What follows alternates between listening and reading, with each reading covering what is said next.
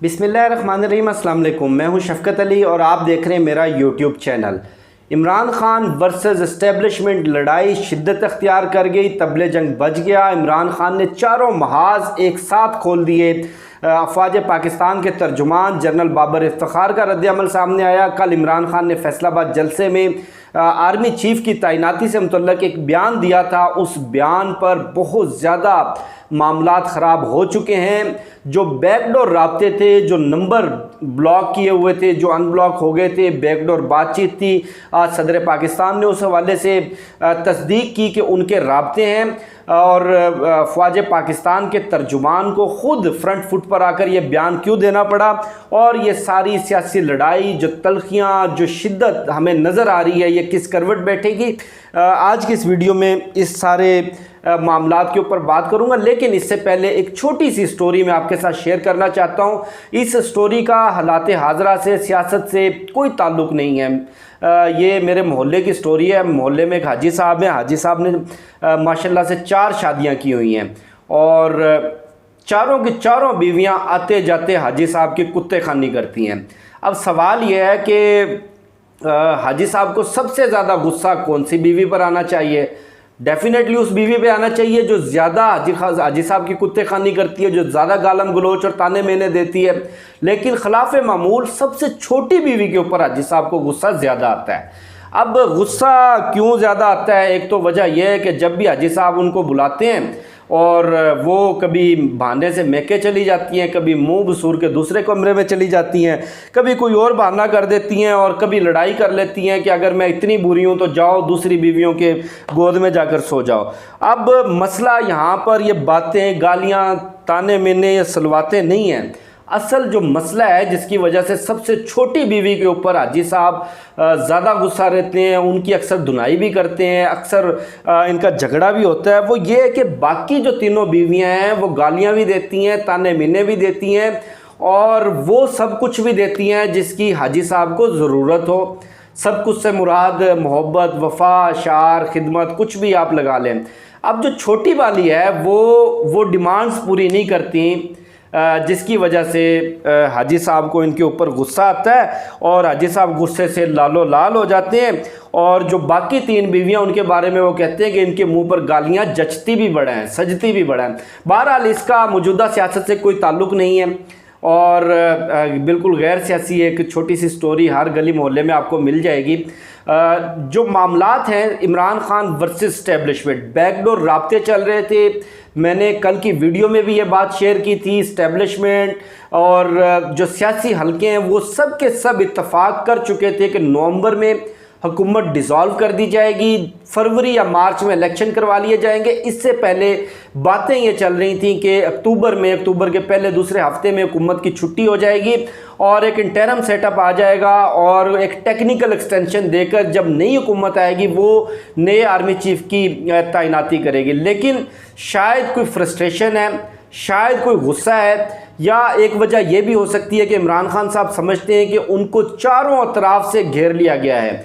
हर रोज़ कभी उनके ऊपर दहशतगर्दी की FIR होती है, इंसदाद दहशतगर्दी की अदालत में जाते हैं, कभी उनके ऊपर तौहीन अदालत का नोटिस जारी होता है, कभी उन पर गद्दारी के इल्ज़ामात लगते हैं, कभी उन पर यहूदी एजेंट के इल्ज़ामात लगते हैं, कभी कोई कार्ड खेला जाता है, कभी कोई कार्ड खेला जाता है। इस अदालत से उठते हैं, दूसरी अदालत में धक्के खाते हैं, उधर से उठते हैं, तीसरी अदालत में जाते हैं। सिक्योरिटी इशूज़ हैं, जान से मारने की धमकियाँ हैं, सिक्योरिटी थ्रेट्स हैं और उनके जो दाएं बाएं उनके करीबी साथी हैं उन पर मुकदमात बनाए गए, तशद्दुद किया गया, हर तरह का हरबा उनके खिलाफ इस्तेमाल हो रहा है। और एक तो सोच यह है कि शायद इमरान खान साहब फ्रस्ट्रेट होकर, गुस्से में आकर उन्होंने ये बयान दिया है। दूसरी सोच और दूसरा जो एंगल है इसका वो ये है कि इमरान खान ने ये पैगाम दिया है कौम की तरफ से, क्योंकि इस वक्त पाकिस्तान की कौम इमरान खान साहब के साथ खड़ी है और जो इन तमाम मसाइल का जो सल्यूशन है, चाहे वो माशी मसाइल हो, चाहे वो सियासी मसाइल हो, चाहे वो अदम इस्तेकाम हो, चाहे वो खारजा पॉलिसी के मसाइल हो, उन सब का सल्यूशन सिर्फ़ और सिर्फ एक है कि नए इलेक्शन हो, नई एक बाख्तियार हुकूमत आए जिसके पास अवामी मैंडेट हो, लेकिन इलेक्शन होते हुए नज़र नहीं आ रहे। अब इमरान खान ने भी लगता यह है कि तबले जंग बजा दिया और चारों महाज उन्होंने एक साथ खोल लिए। एक तरफ अदलिया का महाज खोल लिया उन्होंने, अदलिया के खिलाफ बयानात देकर, दूसरी तरफ सारी की सारी सियासी जमातें, पाकिस्तान की तारीख में जुल्फ़िकार अली भुट्टो के बाद पहली मरतबा ऐसा हुआ कि तमाम सियासी जमातें एक शख्सियत के खिलाफ इकट्ठी हो गई हों। तीसरी तरफ उन्होंने इस्टेब्लिशमेंट के साथ भी महाज खोल लिया, चौथी तरफ उन्होंने मीडिया के साथ भी महाज खोल लिया।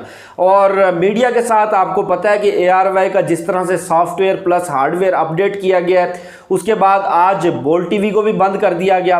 अब सवाल यह है कि हमारी कौम भी सवाल उठाने लगी है। आप ट्विटर देख लें, आप फेसबुक देख लें, लोग ये पूछ रहे हैं, पूछने में हक बजानिब भी हैं कि ठीक है, इमरान खान को ये बयान नहीं देना चाहिए था। मैं भी कहता हूँ कि ये बयान, उनके अल्फाज का चुनाव दुरुस्त नहीं था और उनको ये बयान किसी बेहतर अंदाज में, बेहतर अल्फाज के साथ अगर वो देते तो शायद उसका इतना रद्द-ए-अमल नहीं आता।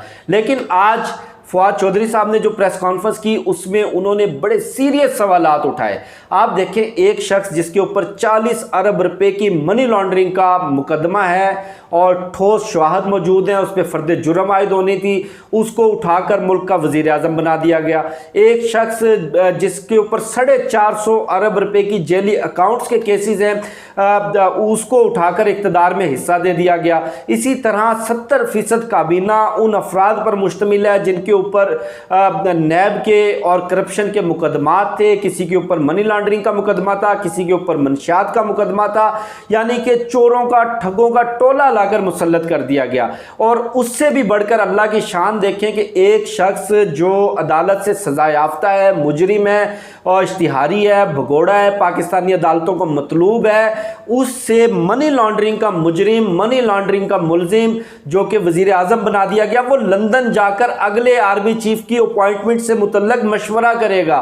वो यानी कि अगला आर्मी चीफ कौन होगा, इसका फैसला हमारे बाऊजी अलमारूफ खाऊजी, अलमारूफ नेस्कोल गंजेला, अलमारूफ नेल्सन मंडेला, वो लंदन से बैठकर करेंगे। इससे बड़ी शायद जिल्लत हमारे सिस्टम के लिए और हमारी कौम के लिए शायद इससे बड़ी जिल्लत ना हो। लेकिन अवाम ये सवाल उठा रही है कि आज जो जनरल बाबर इफ्तिखार ने रद्द-ए-अमल दिया, जो प्रेस रिलीज़ दी कि गम और गुस्सा पाया जाता है, ये गम और गुस्सा उस वक्त कहाँ था जब ख्वाजा आसिफ ने यह बयान दिया था कि तुम हमारी हड्डियों से गोश्त तक नोच कर खा गए हो, तुम पाकिस्तानी बच्चों के कातिल हो। ये गम और गुस्सा, ये जज्बात उस वक्त कहाँ थे जब अफवाज पाकिस्तान को, शोहदा को गालियां देने वाले मोहसिन दावड़ को लाकर काबीना में बिठा दिया गया।